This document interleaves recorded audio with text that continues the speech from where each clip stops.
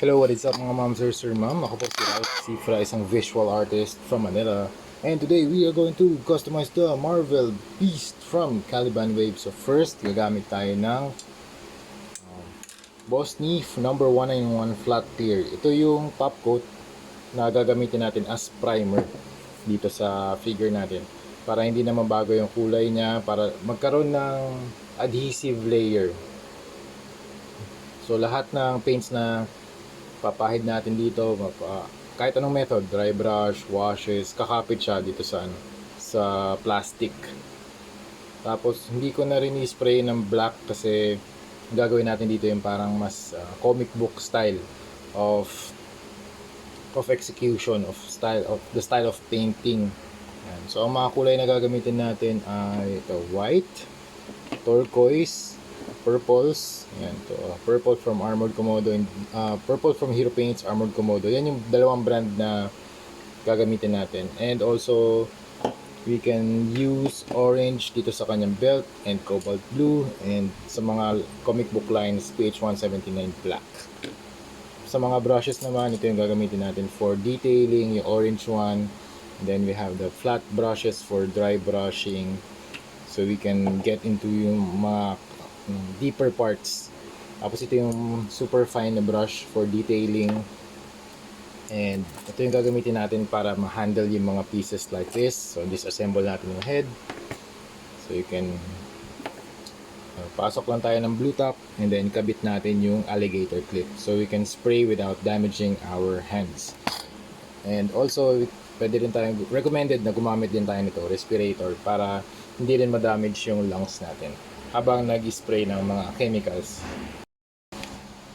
We are done spraying this with Boss Neef Flat Clear. So ito na yung status na. We have the head on top of this paint bottle. Nilagyan ko lang ng blue top para mas madali natin siya i-handle or i-paint. Kasi pag nandito, nahaharangan yung neck area. So kailangan natin siya disassemble. So we have PH179 water-based primer from Armored Komodo and Hero Paints Cobalt Blue. Mi-mix natin itong dalawa para makapag-create tayo ng darker blue, para makakapag-dry brush tayo dito around the darker areas. Ito yung brush na gagamitin natin, sa flat brush from Jovier. I think Jovier to. Nasaan na yung brand? Wala, generic generic brush lang to mga ma'am sir. Very affordable lang nito. Yan. Flat brush na hindi sobrang bugbog na rin yung mga tips niya. So i-try natin dito sa likod. Yan, makapag-add ng shadows, yung mga deep areas. Yan, susundan lang natin yung sculpt. Yan. Try natin. Kailangan makapasok tayo dun sa mga edges yung sa mga malalalim talaga. Yan o.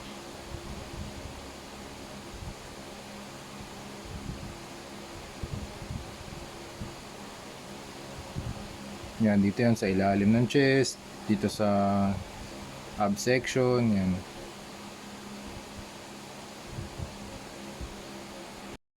After ng mixture ng cobalt blue tsaka black, ito naman yung gamitin natin for the mid-tone.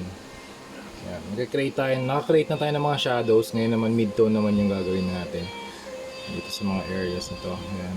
Dito sa mga hairy areas, pwede rin. Yan.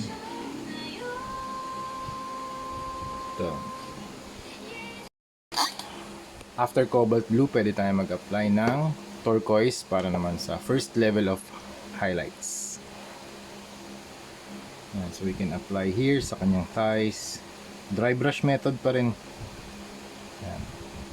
So yung ginagawa nating technique, dry brushing, mixed ng dry brushing sa mga areas na light, ng dark. So mixture lang to ng mga ma'am sir, ng lights and darks, para meron tayong contrast. Hindi lang siya plain blue, hindi lang siya plain dark blue. So, ayan.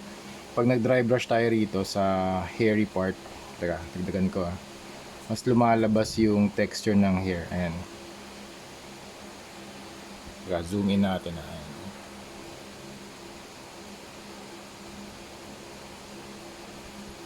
So, brush control lang mga ma'am sir.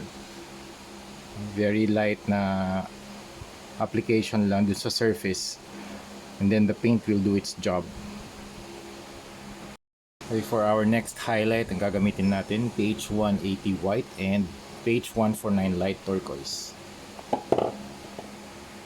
Okay, brush control lang din mga ma'am sir. Yan, daanan lang din natin yung pinaka pinaka yung natatamaan ng source of light natin. In this case, yung source of light natin nasa taas, so we can do highlights here sa top, dito sa my chest, so we can, para lumabas yung texture ng hair. Yan. Don't worry about kung saan yung mga sources of light. Actually, marami naman pwede maging sources of light. You can have something here sa taas, you can have something here sa baba. So just apply yung highlights kung saan nyo rin gusto. Pero usually yung pinaka brightest parts ng figure yan dito sa chest, dito sa biceps, dito sa shoulders, dito sa kanyang muscle area, and dito sa thighs. Yan. Tsaka dito rin sa back. Okay, para naman sa kanyang belt, we will use Hero High Pigmented Water-Based Acrylic Orange and Traffic Yellow pH 038 from Armored Komodo. Okay, dry brush lang natin dito para magkaroon lang ng darker hue or darker shade ng yellow. Yan. Next step, mag-apply tayo ng pH 179 Black Water-Based Primer from Armored Komodo para dun sa mga darkest areas ng action figure. So dito yan sa ilalim ng chest, dito sa biceps. Yan. So ito yung gagamitin natin for the line art. So we can execute here. Yan, para mas pronounced yung kanyang hair or yung texture. Also yung muscles din.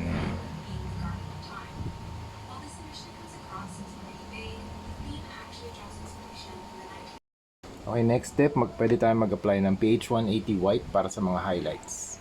I-try natin dito sa kanyang shorts.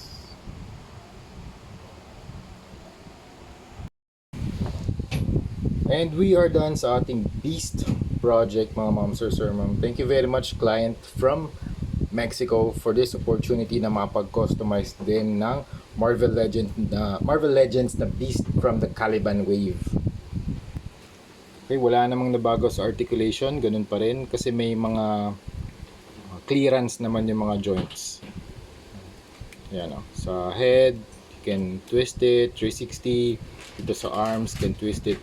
You can rotate, you can articulate. But reminder again, sa mga gantong klaseng mga action figure na customized, be very careful in articulating or rotating yung mga joints kasi since painted siya, hindi siya 100% na paint scratch proof or paint chip proof. Kasi may mga parts dyan na usually yung pinaka madadalas na nagto-touch or may contact, yung mga pieces na may contact, dyan yung mas malaking chance na magkaroon ng paint chip. Pero since protected naman siya ng top coat, ang ginamit nating top coat yung Bosney Flat Clear, and nag-cure naman siya before we package this. Mas less yung chance, pero sa akin hindi pa rin siya 100%. So there's still a chance, pero hindi siya. Ayun, konting reminder lang din sa mga hahawak or gustong magpa-customize ng mga beast or ng mga action figures. Be very careful in articulating yung mga ganitong klaseng action figures. Okay, so if you will rotate the knees, hawakan nyo lang dito sa thighs, okay? Tapos hawakan nyo dito sa malapit sa joints, and then you bend, okay? Be very careful lang mga ma'am, sir. Okay? May mga allowance naman yan, so mas less yung paint chipping. Okay? So yun lang mga ma'am, sir. Here's the front, the side, the back, and yan, ito yung kanyang right side. Ang next project natin, ito si cable, Marvel Select cable. Ang gagawin natin dito, lilinisin na muna natin, tanggalin natin yung dirt, and here's the base. So let's do that after itong beast, okay? So yun, thank you very much again, client from Mexico, for this opportunity. And yun, include ko na lang yung mga photos at the end of the video. Okay, so yun, thank you very much for watching and see you sa next video. Bye bye.